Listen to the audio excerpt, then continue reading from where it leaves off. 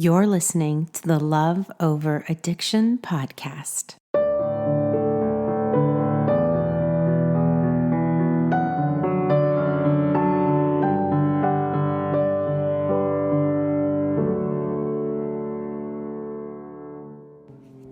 Hello, how are you? This is probably coming out around the holidays. And so if you are struggling because you love someone with addiction and it's the holidays and you're like, I love Christmas carols, but if they tell me to be holly and jolly one more time, I'm just, going to drive off the road. I don't feel like it's holly and jolly. I feel like my life is falling apart. I feel like I don't know how to cope and how to handle. And you're comparing your relationship to everyone else around you and thinking that everybody else around you has it easier than you do. You're right. They do. You have it way, way harder than most people, particularly during this time of year. So whatever you're feeling is normal. It's okay. And you don't have to try and judge yourself for feeling crappy. Stop that. Just say, yeah, this holiday season, it's difficult for me. And that's okay. And I'm going to be okay with it being difficult. Doesn't mean that it's going to be difficult every year. You're actually getting help right now. And so chances are next year you're going to have a better holiday season. But this one might be stinky, and that's okay. I told you guys in my last podcast, I decided to finally leave my ex-husband on Christmas Day many years ago because that was my breaking point, and I'm so grateful. It was literally the worst Christmas ever. He left during Christmas Day to go meet up with his drug dealer. And I was like, you know what? That's it. It was one of the breaking points. I had many, but anyways, I look back on that Christmas now and I thank God for that Christmas because it had to get really bad in order for me to make changes I needed to. So if it's bad for you, listen, I hear you, and you don't have to fake it with me. I get it. But this is my holiday gift to you. All right? Or you get excited because, no, it's not like a car, a free car like Oprah or anything like that. It's actually not anything close to being that awesome. But it is a little gift for you. Okay, I'm reading a book. It's amazing. It's really old. It's not really old. It was written in the 70s, which is around the time I was born, which would make me really old. But I'm not. So this is by Norman Vincent Peale. And he's one of the original OG self-help guys, before all of the other ones came around. And this book sold 5 million copies, y'all, which is a phenomenon. No books sell 5 million copies. That's not possible. So and particularly this is before social media and before every author was offering free giveaways if you buy their book. This was way when bookstores, there was no Amazon, so 5 million people had to go to a bookstore and buy this book, which is even more of a phenomenon. And it was an international bestseller. It's called The Power of Positive Thinking. And I love that title. I mean, and that was before those titles were even now you hear that title and you think everyone talks about that. But this guy is was an originator, which I love. I love learning from the masters, right? So it's a great book. I highly suggest. It is a little biblical. So if that's not your jam, cool, totally get it. Just needed to put that in there. I still think you can get so much out of it. And I'm going to read you a little paragraph from this book. I might stumble because I need readers and I don't have my readers, so please forgive me, but it's only a couple sentences, but this is my little holiday gift for you. Are you ready? Okay, so the paragraph is on page 93. The chapter is called Expect the Best and Get It. Love that. Okay, here it is. He says, I believe that if you want to get somewhere, you must decide definitely where you want to be or what you want to accomplish. Be sure it is a right objective. Then photograph this objective on your mind and hold it there. Work hard, believe in it, and the thought will become so powerful that it will tend to assure success. There is a deep tendency to become what your mind pictures, provided you hold the mental picture strongly enough and if the objective is sound. That's it. Okay, so you're like, Michelle, where the heck is the gift in that? I will tell you. Your holiday gift is I'm giving you an assignment. Yeah, I know. That's not really a holiday gift, but hey, I think it will be. I think this gift that I'm giving you will actually pay off tremendously for you in 2021. And you know what the gift, and you know what the assignment is?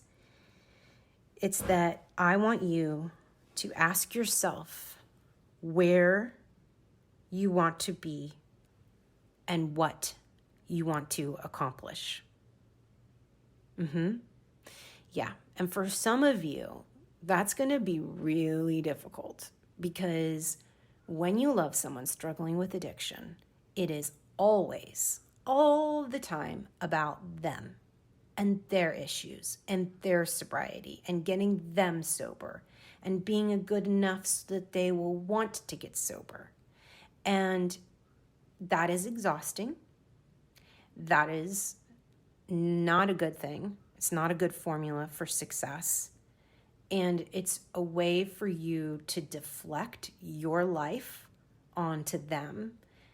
Or I'm sorry, I didn't say that correctly. It's a way for you to deflect your dreams, your desires, your needs, your wants. And it's not healthy. So for 2021, we are going to stop all of that nonsense of putting the entire focus on getting them sober or even investing our hearts and minds into their addiction. We're going to stop that. And instead, we are going to take the time to ask ourselves, what do you want? What do you want to accomplish? And what do you want to be? Now, I know you. You and I are friends, and I know what you're doing. You're saying, I want them to be sober. That's what I want. I want a healthy family. I want a happy household. I want a man that loves me. I want a woman who notices me. I know you. I know that's where you went immediately. I get it. But no. We are not going to do that. That is not healthy. Nothing of what you want or what you want to accomplish can do with their sobriety. That's the rule to this game. That's the rule of this assignment. It can't depend on their sobriety because y'all know you cannot guarantee that. I sure as heck can't guarantee that, and you can't. And probably they can't either, okay? So let's stop that. Let's stop with the unrealistic expectations and let's work with what's real. Let's work with our reality, which is our reality today is that we love or we are with somebody who struggles with addiction and we don't know how long they're going to be struggling. That's the truth. So let's start with the truth and then say, based on that, based on their past with addiction, we can predict the future. We can say, okay, we know what they've been like for the last 6, 12, 18, 24 months. So we can pretty much predict the future for what the next 6, 12, 18, 24 months is going to be, what they're going to be doing. Okay, so let's assume that. Let's assume they have not changed. If they do, great, we'll be pleasantly surprised. but let's just make the safe assumption that they're not changing, guys. All right? They're going to continue the shenanigans of addiction. What do you want? What are your goals? What do you want to accomplish? If they're doing that and they're making all that noise over there, separate yourself. Detach for a moment. Allow yourself to go there in your head and go, okay, what are my life's goals? What do I want to accomplish? What do I want based on that? Based knowing that that's going on. Do you want to leave? Do you want to move? Do you want a divorce? Do you want to separate? Do you want to get a job and become financially independent? Do you want to go into therapy? Do you want to start taking care of your body physically? Do you want to really start investing in your feelings, rebuilding yourself into a new person? You want to get your confidence back? Do you want to build greater friendships outside of your marriage or your relationship? Do you want to form a circle of 5 to 7 people that you hang out with, that you can confide in, that bring you joy? Do you want to join a book club? Do you want to start painting? Do you want to run a marathon? Do you want to quit your job and go do your dream career? You want to quit your job and, become a mom? What do you want to do? What do you want to do with your life? You want to go travel and see the world? You want to go to that family reunion that you've never gone to because you've been too embarrassed to bring them along? You want to learn a new language? Do you want to remodel your home? Do you want to invest in a new vehicle? Do you want to volunteer? Do you want to start a nonprofit? What do you want? What do you want? The possibilities are endless. Do you want to start a bank account in your own name and start stashing money away? What are your goals? What are your goals that have nothing to do with them? We so often get so wrapped up in the drama and the chaos of addiction that we completely forget and neglect ourselves. Our goals and dreams get thrown to the wayside because we are so committed to helping them. And you know what? Most people suffering from addiction will take and take and take. They're not going to be the ones coming and saying, okay, Michelle, what would you like? What can I do for you? How can I help you? That's not how this disease works, okay? They're sick. They're suffering. They're wrapped up in their own stuff. If you're waiting for their own stuff to end, it's not going to. Not anytime soon. So you're going to be waiting a really long time. And while you're waiting, you're going to get resentful because you're constantly waiting and it's constantly about them. And you know how you stop being resentful? You stop giving them energy and time and you start giving that to yourself. That's how resentment ends. It doesn't end by them changing. It ends by you changing. It ends by you taking control and saying, I'm not feeding into that drama anymore. I'm not playing that game. I'm removing myself from that. Right? That's how we figure out what we want to accomplish. That's how we start getting our lives back on track. No one's going to come home that's suffering from addiction and run you a bath and light candles and put rose petals in the bathtub and say, you know what, you deserve a night off. Why don't you take a night off? And then proceed to get sober every day for the rest of the days because they're just wanting to do that for you because they love you. That's not how sobriety works. Yes, they might run you a bath and give you a night off, but the drama will reappear. If not the next day, the day after that, or the day after that. Why? Because nobody gets sober because they love somebody else. They get sober because they've decided that they want to love themselves. That's how sobriety works. They realize they are worth fighting for. They honor and cherish themselves. They stop feeling bad about themselves, and they learn coping strategies to deal with these negative feelings that they've never learned how to deal with before. And they learn the strategies and they stick to the strategies because they believe in themselves. And no amount of love that you can infuse into them, no amount of you trying to make them feel special will convince them that they are. That's their work. That's their job. You cannot project enough love onto somebody else to make them get sober. That's ripping them off. If it worked like that, it would be ripping them off of feeling good about themselves. They would be completely reliant and codependent on you and your approval and your love and not their own. So if you rejected them one day, guess what? They're going to go right to their old habits. They have to stand on their own 2 feet. Be willing to feel those yucky feelings that they've been running away from and decide, I'm not going to run away anymore through drugs and alcohol or pornography or gambling or whatever. I'm worth it to stick with this and figure this out and learn new skills. Regardless if you, the listener, loves them or not, leaves them or not.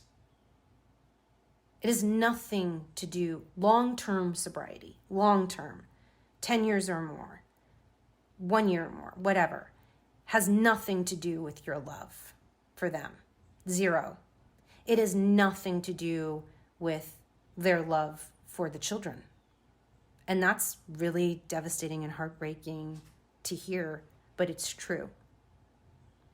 They cannot remain sober if they are getting sober for other people. It has to come from a deep desire to know they are worthy of sobriety, and that they can handle it. And they can handle those yucky feelings when they arise, and they can learn the coping skills. And bringing it back to you, that is why your love for them cannot heal them, and why their love for you cannot heal you. It is why 2 people, a codependent and an addict, are attracted to each other, and why they find each other in a sea of people, and they are magnets for one another, because the addict, or the one suffering from addiction, is looking for somebody, a magnet, to help heal them. And you, the other part of the magnet, is more than happy and willing to step into that role because I was one too, are delusional enough to think that our love could actually make a difference on their sobriety. But it doesn't, and it shouldn't, because that would be a very messed up system. When 2 people are in a healthy relationship, it is because they have self-respect and self-love, and then they come together and they say, I am choosing to be with you as a wholehearted, healthy human being that is independent, that is full of self-reliance, that is independent. And the recovering addict is also coming to the table and saying, I've done enough work on myself. Well, I know how to help myself in difficult situations. I know when I have a bout of anxiety or a bout of depression or a bout of panic, I know how to handle that on my own. I know how to self-soothe. I know how to take care of myself without turning and running towards drugs or alcohol or any of the other things. It's 2 very independent people coming together. That is the goal. It's not a neediness. It's not a desperateness. And there's no sense of control over one another. I'm not manipulating my spouse by nagging or, constantly checking where they are, what they've been doing. And they're not trying to control me by putting me down or making me feel guilty. There's no sense of control over one another. It's a sense of self-control. You have control over your own actions, over your own feelings.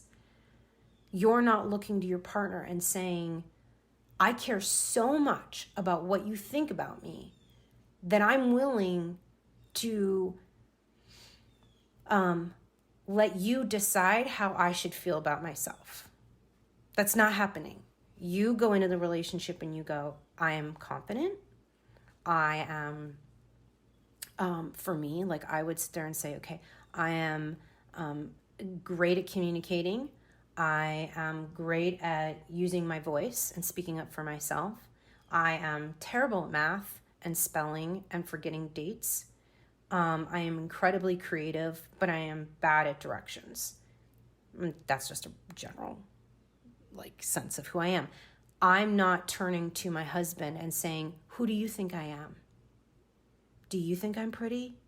Do you think I'm smart? Do you think I'm capable? Do you think I'm creative enough? No. I don't do that. I know who I am, and I show up as I am, and my partner, my husband, is choosing to be with me because he loves that I'm creative, and he doesn't care that I get lost all the time around my neighborhood, which is true, I do. That's it. That's what a healthy marriage looks like. And that is how codependence, the cycle of codependence stops, is by knowing who you are, taking self-inventory, and accepting the good and the bad, and saying, this is it. I'm a package. This is my package.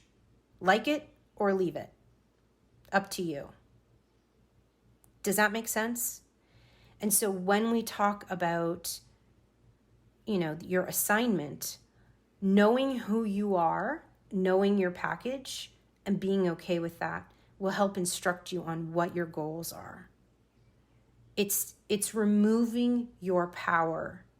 It's not handing your power over to your loved one anymore and saying, tell me who I am and make me feel good about myself. It's sitting there saying, I'm going to make myself feel good about myself. I'm going to get to decide who I am. That's my decision. And then you can choose to love that or not. And you get to decide what your goals are, what your dreams are, what your life is going to look like. And then once you do this exercise, follow through with what this author is saying.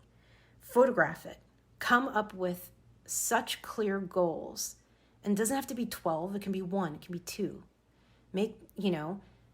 Figure out what you want to do. Take a photograph. Use your imagination. Your imagination is one of the most powerful tools, I think, in self-help. And nobody talks about imagination in self-help, but I think it's absolutely necessary. Use your imagination to dream up the future that you desire.